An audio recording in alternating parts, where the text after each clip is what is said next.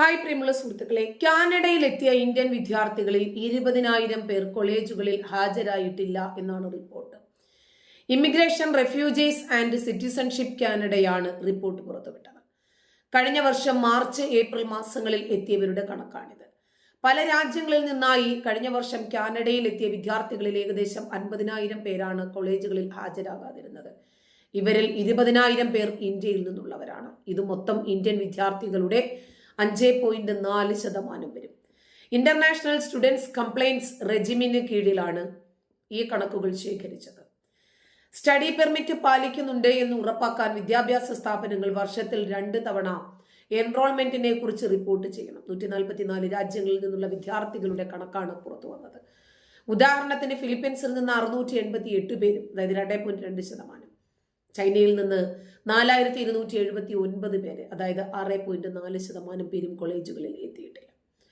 പഠിക്കാനെത്താത്ത വിദ്യാർത്ഥികൾ അവരുടെ students visa നിബന്ധനകൾ ലംഘിക്കുന്നു.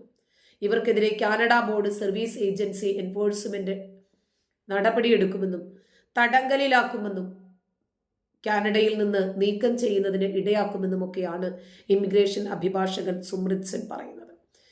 കാനഡ US അതിർത്തിയിലൂടെ അനധികൃതമായ കുടിയേറ്റം നടക്കുന്നതായി നേരത്തെ റിപ്പോർട്ടുകൾ പുറത്തു വന്നിരുന്നു. ചില ഇന്ത്യൻ വിദ്യാർത്ഥികൾ കാനഡയിലെത്തി അനധികൃതമായി US കടക്കുന്നതായി സ്റ്റഡി പെർമിറ്റ് ഉപയോഗിച്ചതായിട്ട് റിപ്പോർട്ടുകളുണ്ട്. കാനഡയിലെത്തി അമേരിക്കയിലേക്ക് അനധികൃതമായി കുടിയേറാൻ സഹായിക്കുന്ന ഇന്ത്യയിലെ സ്ഥാപനങ്ങളെക്കുറിച്ച് എൻഫോഴ്സ്മെന്റ് ഡയറക്ടറേറ്റ് അന്വേഷണം തുടങ്ങിയിട്ടുണ്ട്. തന്നെയുമല്ല, ഇപ്പൊ എല്ലാ രാജ്യത്തേക്കും അനധികൃതമായ കുടിയേറ്റം വല്ലാതെ ശ്രദ്ധയിൽപ്പെടുന്നുണ്ട്. എല്ലാ രാജ്യങ്ങളിലേക്കും പല രൂപങ്ങളിലും ഇസ്ലാമിക രാജ്യങ്ങളിലെ ആളുകൾ കുടിയേറുന്നുണ്ട് അനധികൃതമായിട്ട് തന്നെ. സിറിയ, അഫ്ഗാൻ, പാകിസ്ഥാൻ, ഇറാൻ തുടങ്ങിയ രാജ്യങ്ങളിൽ നിന്നുമൊക്കെ ഒരുപാട് ആളുകൾ, എണ്ണത്തിൽ കവിഞ്ഞ ആളുകളാണ് അഭയാർത്ഥികളായി കുടിയേറിയിട്ടുണ്ട് എന്ന വിവരം പുറത്തു വരുന്നത്. അതിലൊരു രാജ്യം കാനഡയാണ്. ഇന്ത്യക്കാരുൾപ്പെടെ ലക്ഷക്കണക്കിന് ആളുകളെ പ്രത്യക്ഷത്തിൽ ബാധിക്കുന്ന പുതിയ ഒരു നിയമപ്രഖ്യാപനവുമായി കാനഡയുടെ കുടിയേറ്റ വിഭാഗം മന്ത്രി മാർക്ക് മില്ലർ രംഗത്ത് വരാൻ ഇത് കാരണമായി. 2025 താൽക്കാലിക പെർമിറ്റിൽ കഴിയുന്ന വിദേശികളുടെ പെർമിറ്റ് കാലാവധി അവസാനിപ്പിക്കും.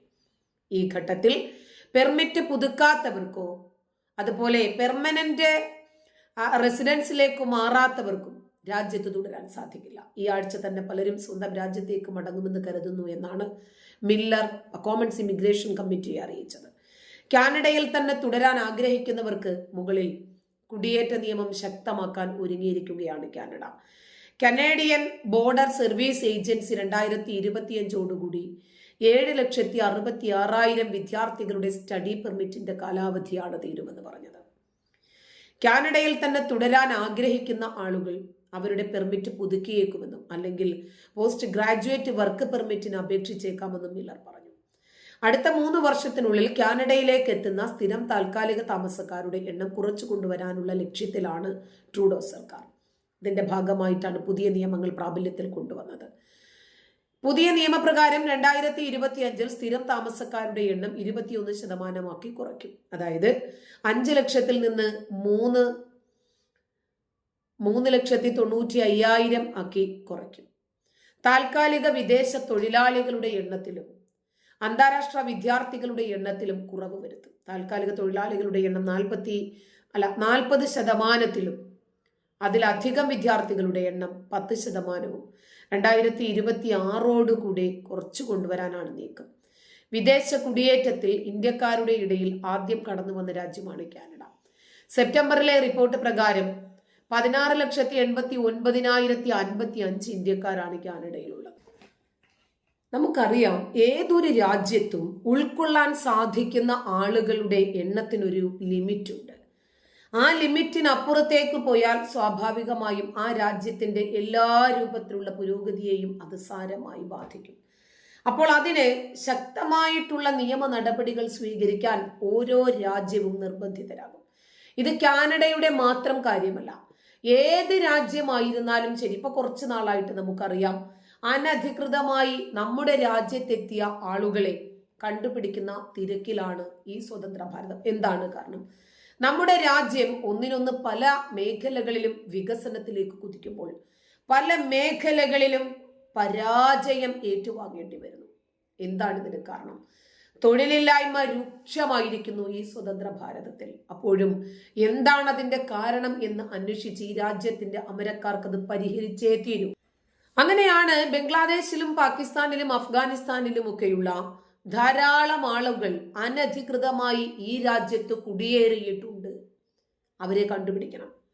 അവർ പെടുത്താനാണോ രക്ഷപ്പെടുത്താനാണോ അതോ സ്വയം രക്ഷപ്പെടാനാണോ ഈ രാജ്യത്തേക്ക് നുഴഞ്ഞു കയറിയിരിക്കുന്നത് എന്നതിന്റെ അർത്ഥം യാഥാർത്ഥ്യം ഇതുവരെ പുറത്തു വന്നിട്ടില്ല.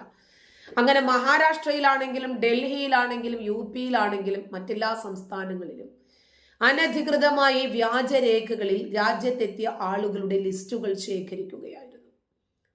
നോക്കുമ്പോൾ 1,1000 എന്ന് പറയുന്നത് പോലെയാണ് കുടുംബമായി, കുട്ടികളായി, ഡിസ്റ്റന്റ് റിലേഷൻസായി എല്ലാവരുമായിട്ടും ഇതിനകത്ത് വന്നിട്ടുണ്ട്. ഇപ്പോൾ ഇന്നോ ഇന്നലെയോ ഒന്നും തുടങ്ങിയതല്ല ഇവരുടെ അനധികൃതമായിട്ടുള്ള കുടിയേറ്റം. കഴിഞ്ഞ 20 വർഷമായി ഇന്ത്യയിലെ അനധികൃതമായി താമസിച്ച ഒരു ബംഗ്ലാദേശ് പൗരനെയാണ് പൂനെ സിറ്റി പോലീസ് ഇന്നലെ അറസ്റ്റ് ചെയ്തത്. പൂനെയിലെ മഹർഷി നഗർ ഏരിയയിൽ താമസിക്കുന്ന എഹ്സാൻ ഹാഫിസ് ഷെയ്ഖ് എന്ന 34-കാരനെയാണ് പിടിച്ചത്. സ്വർഗേറ്റ് പോലീസ് സ്റ്റേഷനിൽ ഇയാൾക്കെതിരെ FIR രജിസ്റ്റർ ചെയ്തു. ഇയാളിൽ നിന്ന് 7 ആധാർ കാർഡുകൾ, 2 വോട്ടർ ID കാർഡുകൾ, 2 ഡ്രൈവിംഗ് ലൈസൻസുകൾ, 7 പാൻ കാർഡുകൾ, 4 പാസ്പോർട്ടുകൾ, 9 ഡെബിറ്റ് കാർഡുകൾ, 9 ക്രെഡിറ്റ് കാർഡുകൾ, 8 ജനന സർട്ടിഫിക്കറ്റുകൾ, Bangladesh, Pakistan, Malaysia, Saudi Arabia, UAE, Kuwait, Qatar എന്നിവയുടെ കറൻസികളും പിടിച്ചെടുത്തു. സെൽഫോണും സിം കാർഡുകളും ബിസിനസ് സംബന്ധിച്ച രേഖകളും വീട് വാടക കരാറും പോലീസ് പിടിച്ചെടുത്തിട്ടുണ്ട്. 2004-ലാണ് ഏജന്റുമാരുടെ സഹായത്തോടുകൂടി ആള് കൊൽക്കത്തയിൽ എത്തുന്നത്. കൊൽക്കത്തയിൽ നിന്ന് വ്യാജ ജനന സർട്ടിഫിക്കറ്റ് സ്വന്തമാക്കി. ജനന സർട്ടിഫിക്കറ്റ് ലഭിച്ചതിന് ശേഷം ഇതുപയോഗിച്ച് ഇന്ത്യൻ പാസ്പോർട്ട് ഉൾപ്പെടെയുള്ള രേഖകൾ സ്വന്തമാക്കി. പിന്നീട് മുംബൈയിലേക്കും അഹമ്മദാബാദിലേക്കും പോയി. 2009 പൂനെയിലെത്തി. വിവിധ സ്ഥലങ്ങളിൽ താമസിക്കുകയും ജോലി ചെയ്യുകയും ചെയ്തു. ഒടുവിൽ 2012 മഹർഷി നഗറിൽ സ്ഥിരതാമസമാക്കി. ആദ്യം ഗവൺമെന്റ് വർക്ക്ഷോപ്പിൽ ജോലി ചെയ്യുകയും, ഒരു ഗാർമെന്റ് വർക്ക്ഷോപ്പിൽ ജോലി ചെയ്യുകയും പിന്നീട് പൂനെയിൽ ടീഷർട്ടുകളുടെ സ്വന്തം ബിസിനസ് തന്നെ ആരംഭിക്കുകയും ചെയ്തു. പിടിച്ചെടുത്ത രേഖകളുമായി ബന്ധപ്പെട്ട വിശദമായിട്ടുള്ള അന്വേഷണം നടത്തി വരികയാണ് എന്ന് പോലീസ് പറഞ്ഞു. വെള്ളിയാഴ്ച പൂനെയിലെ കോടതിയിൽ ഹാജരാക്കിയ ഷെയ്ഖിനെ ജനുവരി 23 വരെ പോലീസ് കസ്റ്റഡിയിൽ വിട്ടു. ഇയാൾക്ക് ഇത്രയധികം വ്യാജരേഖകൾ ഉണ്ടാക്കി കൊടുത്തത് ആര് എന്ന ചോദ്യമാണ് ഇവിടെ പ്രസക്തം. കാരണം അവരെ ഇതിനോടകം തന്നെ ഇപ്പൊ 20 വർഷം എന്നല്ലേ പറയുന്നത്, ഇതിനേക്കാൾ എത്രയോ വർഷങ്ങളായി ഇവര് ഈ പണി തുടങ്ങിയ ആളുകൾ ഇവിടെയുണ്ട്. അതുകൊണ്ട് വേരിലാണ് ചികിത്സ വേണ്ടത്. രാജ്യത്തിന്റെ ഭരണാധികാരികൾ തീർച്ചയായിട്ടും അത് മനസ്സിലാക്കി തന്നെ പ്രതികരിക്കുമെന്ന് പ്രതീക്ഷിക്കാം. നന്ദി.